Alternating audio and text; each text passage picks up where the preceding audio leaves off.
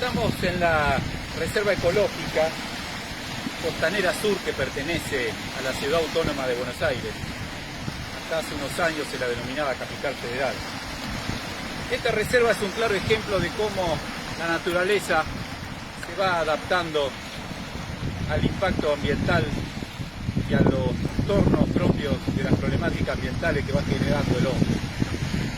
Esta parte, a principios del siglo XX, fue uno de los balnearios más populares de Buenos Aires. Toda esta zona es donde el lecho del río lentamente se va sumergiendo en el Río de la Plata y era el lugar elegido por los bañistas para pasar los días de calor de verano y las tardes de primavera y otoño. Pero ¿qué pasó? Más o menos en la década del 60 comienza a contaminarse cada vez más el Río de la Plata.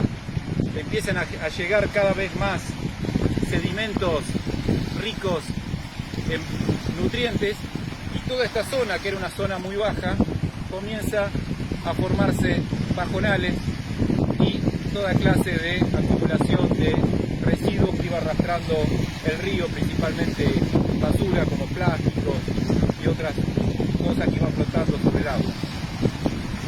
Y en los 70, cuando empieza a construirse la red de autopistas en todo lo que fue Capital Federal, comienzan las demoliciones de varias viviendas donde iban apoyando las columnas, las patas de la autopista, y toda esa demolición fue transportada en miles y miles de camiones y llevadas y acumuladas en esta parte de la ribera sur de lo que es el Río de la Plata, lo que pertenece a Capital Federal.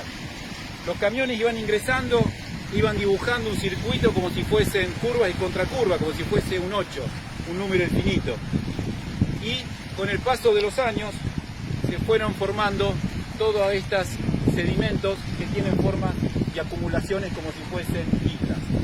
La subida y las bajadas, las crecidas y descensos del agua del río fue acumulando sedimentos dentro de lo que es la reserva, y de a poco las especies arbóreas y la fauna fue ocupando todo este lugar.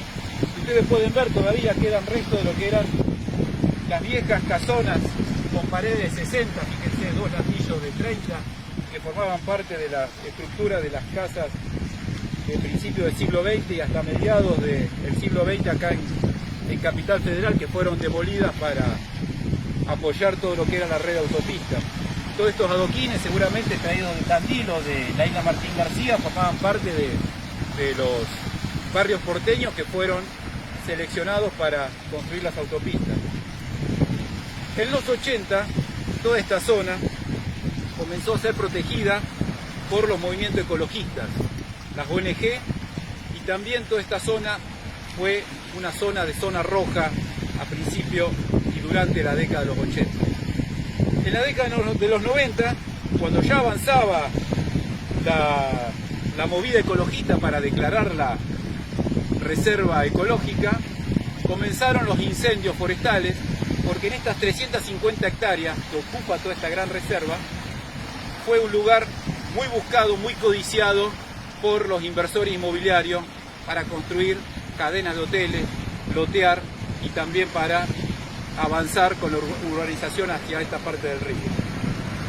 Felizmente la pulseada la ganan los ecologistas y toda esta zona se declara protegida y de interés, además de natural, interés turístico para todos los vecinos de la ciudad de Buenos Aires. Es una de las zonas donde claramente se puede ver cómo la naturaleza logró sobrevivir al avance de la urbanización, cómo la naturaleza logró reconstruirse, volver a nacer la vida entre tanto escombro y tanta destrucción. Esta parte, ustedes están pisando acá la zona, ¿sí?, de estos adoquines que pueden llegar algunos a tener más de 100 años de lo que era el viejo tramado de las calles de Buenos Aires. Hoy forman parte de lo que es el límite entre de la ribera y lo que es la costanera.